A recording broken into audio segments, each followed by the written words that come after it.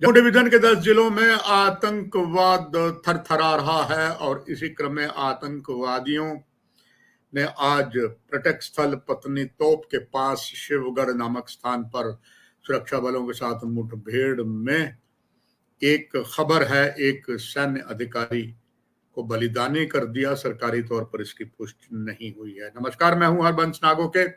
जैसे ऑलरेडी तभी मीडिया आपको लगातार बताते आ रहा है कि पाकिस्तान के नापाक इरादे जो हैं अब पूरी तरीके से जम्मू डिवीजन के 10 जिलों के पहाड़ी क्षेत्रों में पूरी तरीके से आ चुके हैं।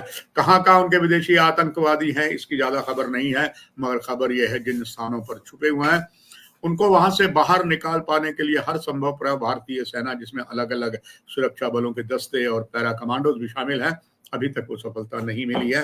इस बीच देर रात जो पत्नी तोप जो क्षेत्र है जम्मू से लगभग 112 किलोमीटर दूर स्थित पत्नी तोप के ऊपर एक शिवगढ़ स्थान है जिसके कई रास्ते जाते हैं। एक तरफ से ठंडा पानी शिंगू और दूसरा डोडा अस्सर की तरफ, और यहीं पर एक शिव शक्ति मंदिर भी है। मलहौरी क्षेत्र भी जाता है, यानी कि एक तरीके के सेंटर हब है जो एक तरफ से डिस्ट्रिक्ट रामबन, डिस्ट्रिक्ट डोडा दूसरी तरफ से, और इधर डिस्ट्रिक्ट उधमपुर के बीच बसा हुआ पत्नी टॉप जो है, वहां से जो स्थान शिवगढ़ है ज्यादा दूरी पर नहीं है। ये नेशनल हाईवे 244A पर आता है और वहां पर ये आतंकवादियों के साथ जो मुठभेड़ जारी है। खबर है कि इस मुठभेड़ में एक सेना के कैप्टन रैंक का अधिकारी बलिदानी हो गया। सरकारी तौर पर इसकी पुष्टि नहीं की गई। पहले ये सूत्रों के अनुसार खबर आई थी कि शायद वो गंभीर अवस्था में है और वहां से उसे हेलीकॉप्टर के माध्यम से ले जाना चाहते थे, मगर मौसम खराब होने से हेलीकॉप्टर वहां उतर नहीं पा रहा था। इस बीच खबर ये भी है कि शायद वो बलिदानी हो गए हैं। फिलहाल कुछ देर बाद इसकी संपूर्ण जानकारी मिल गई है। स्वाभाविक किया कि रक्षा मंत्रालय यहाँ पर जो पीआरओ है, चाहे वो नाजर कमांड के या वेस्टर्न कमांड में है, तब तक किसी चीज की पुष्टि नहीं करते हैं जब तक उन्हें साउथ ब्लॉक यानी कि रक्षा मंत्रालय की ओर से ग्रीन सिग्नल ना मिले।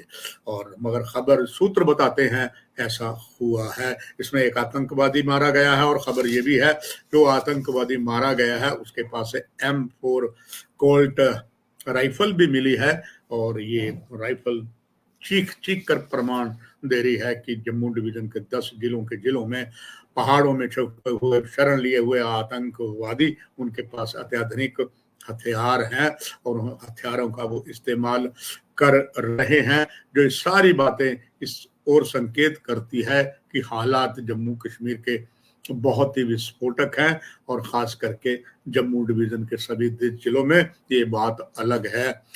बयानबाजी में हम कहते हैं कि हमने बहुत कुछ कर लिया, मगर ये तथ्यों से कोसों दूर है।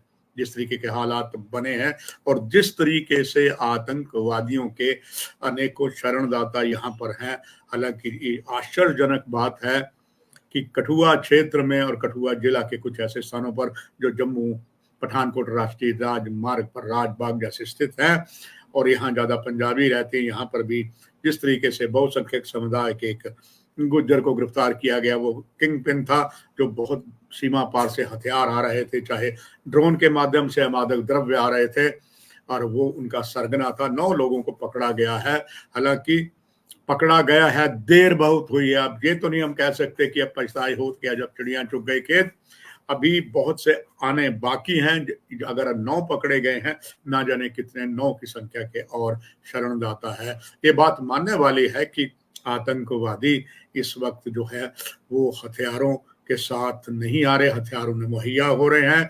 ये बात भी काफी हद तक विचार में है कि उनको आतंकवादी अब स्थानीय नहीं है, मगर जितने शरणदाता हैं वो किसी आतंकवादी से कम नहीं है। और मगर उसको पूरे, चाहे जम्मू डिवीजन की 3 जिले जो भारत पाक अंतरराष्ट्रीय सीमा के जिला जम्मू, जिला साहबा, कठुआ की बात करें, वहां पर कितने ही शरणदाता है उनका पर्दाफाश पूरी तरीके से नहीं हुआ है।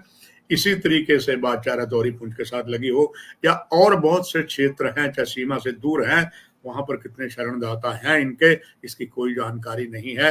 ये बात अलग है कि बयानबाजी में हम बहुत बाजी मार जाते हैं, जैसे हम कहते हैं पेपर टाइगर। पेपर टाइगर से बात नहीं बनती, ग्राउंड पर जाना पड़ता है। ग्राउंड में हालत बहुत ही अभी खराब है। कल हम 15 अगस्त मनाने जा रहे हैं और भारत पाक आज़ादी का 78वां जश्न जो है आज था, भारत पाकिस्तान की आज़ादी का।